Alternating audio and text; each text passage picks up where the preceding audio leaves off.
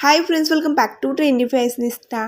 जर तुम्ही 40शी ओलांडली असेल आणि जर तुम्हाला तुमच्या मैत्रिणीच्या मुलीच्या किंवा मुलाच्या लग्नात किंवा तुमच्या पुतणीच्या, भाचीच्या किंवा तुमच्याच मुलाच्या लग्नात तयार व्हायचे असेल, तर त्यासाठी या व्हिडिओमध्ये मी तुम्हाला काही टिप्स देणार आहे. 40शी नंतर लग्नात कसे तयार व्हायचे हे कधी आपल्याला कळत नाही. त्यामुळे आपण जास्त मेकअप, जास्त दागिने, डार्क कपडे घालतो आणि आपण हसण्याचे केंद्र बनतो. त्यामुळे काही टिप्स देणार आहे ज्या तुम्हाला नक्कीच हेल्पफुल ठरतील. प्रथम, लग्न समारंभासाठी ब्लाऊज कसा ठेवायचा बघा.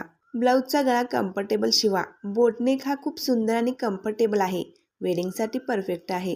याच्या फ्रंटला पोटली बटन किंवा बॅकला पोटली बटन लावू शकता. जर तुम्हाला बॅकला डिझाईन हवी असेल तर पॅच लावू शकता. बॅकनेकमध्ये छोटे कीहोल डिझाईन बनवू शकता. ब्लाऊज स्लीव्जमध्ये तुम्हाला 3/4 स्लीव छान दिसतात. अशा प्रकारची जुनाट पद्धतीची म्हणजेच अशा प्रकारचे कीहोल पॅटर्नचे स्लीव्स तुम्ही शिवू नका. त्याऐवजी तुम्ही नाजूक प्लेट्स ठेवू शकता. अशा प्रकारचे मोत्याचे डायमंडचे वर्क तुम्ही स्लीव्सवर करून घेऊ शकता. खास करून वेडिंग वेअर साड्यांवर हे वर्क थोडं कमी करून घ्या, खूप छान दिसेल. आणि साडी घेताना बऱ्याच जणी चुका करतात की मोठ्या काटाची मल्टी कलरची साडी घेतात, पण हे फार चुकीचं आहे. तुम्ही अशी साडी निवडा ज्यामध्ये तुमचा लुक एकसंध दिसेल. म्हणजेच तुमची साडी एक रंगाची असेल आणि पेस्टल रंगाची साडी परफेक्ट वाटते. त्याला फिकट रंगाची बॉर्डर ॲड असेल.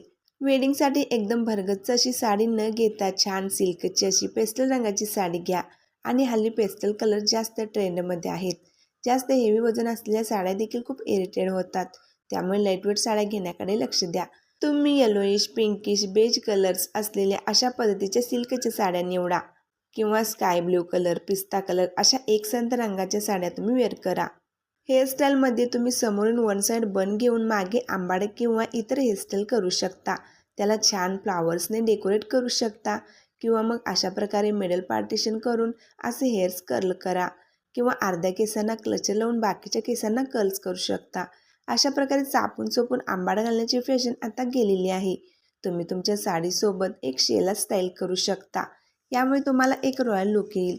तसेच हातामध्ये पर्सऐवजी पोटली यूज करा. खूप सुंदर असा रॉयल एलिगंट असा लुक तुमचा दिसेल. खूप जास्त ज्वेलरी घालणे टाळा. फक्त अशा प्रकारे kundan jewellery, beads jewellery, golden jewellery use करू शकता. एकच असा भरकतचा नेकलेस तुम्ही यूज करा. त्या नेकपीसला शोभतील अशी सुंदर अशी इयरिंग्स घाला.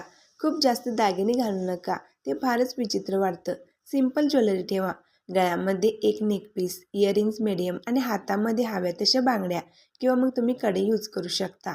तर मैत्रिणी, या टिप्स तुम्हाला कशा वाटल्या कमेंटमध्ये सांगायला विसरू नका आणि व्हिडिओ आवडल्यास लाईक करा. आपल्या मैत्रिणींमध्ये देखील शेअर करा.